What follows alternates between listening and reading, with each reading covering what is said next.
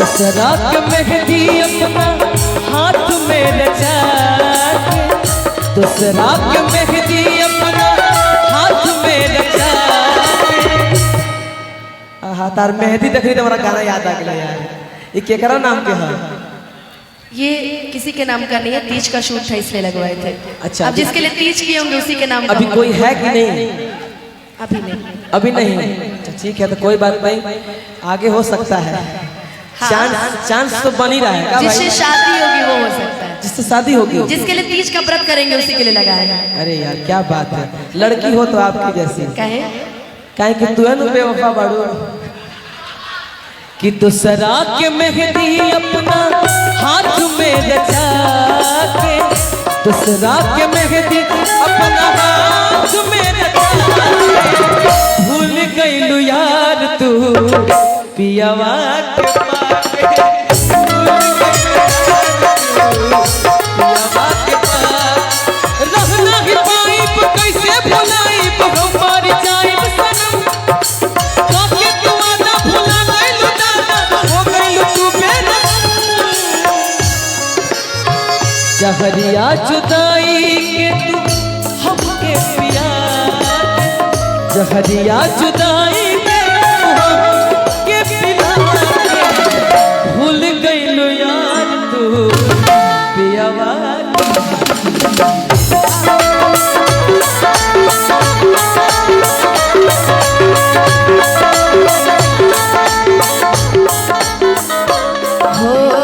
मोहब्बत के नाम अपना दिल से मिटा के, मोहब्बत के नाम अपना दिल से मिटा के। घुस रही हजार मेहरी के पास, मोहब्बत के नाम अपना दिल से मिटा के। घुस रही हजार मेहरी के पास।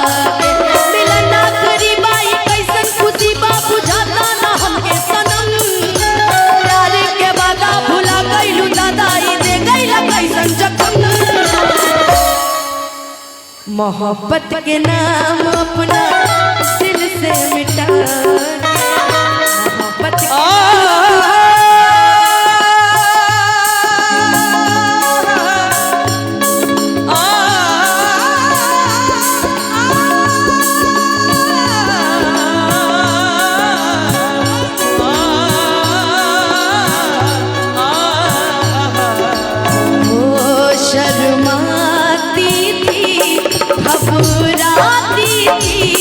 छुप छुप के मिलने आती थी, घबराती थी, शर्माती थी।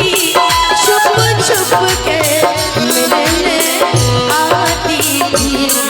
यारो ना इसे तू गलत समझो, मेरे मौजों की वो रवानी है।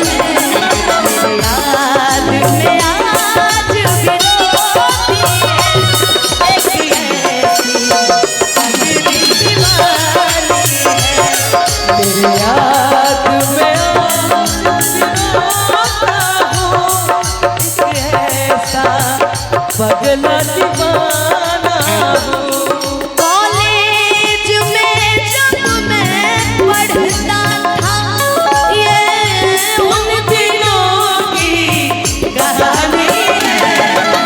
याद में आज भी रोती है एक ऐसी पगली दीवानी है।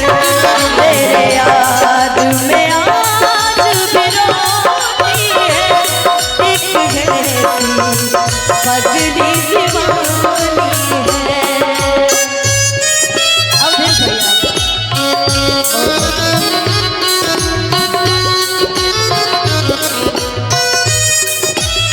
और आशीर्वाद हमारे बड़े भैया वधेश भैया, वॉच म्यूजिक के मालिक और आर के स्टूडियो के मालिक हैं। दिल्ली ना लगा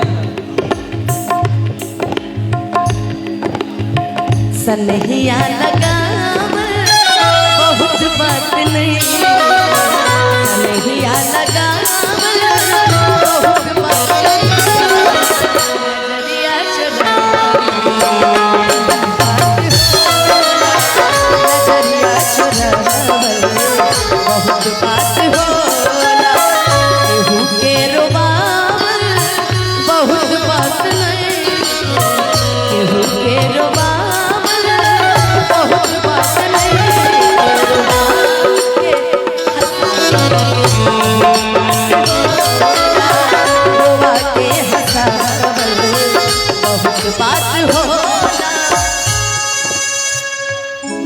दिल्लगी में दिल गइल बाटे माना तानी दिल्लगी में दिल गइल बाटे अभी तो जान बाकी बा